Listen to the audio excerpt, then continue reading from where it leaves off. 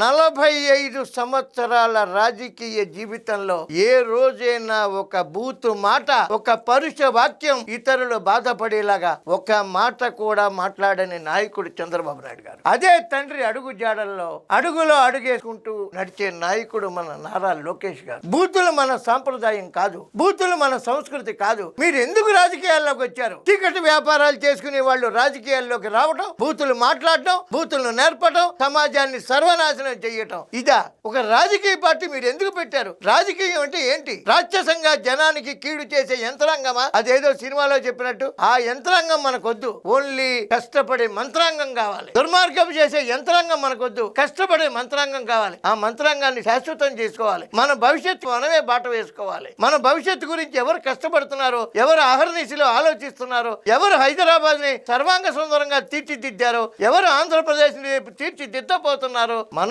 నిర్ణయించుకోవాలి. మన భవిష్యత్తు మన చేతిలో ఉంది.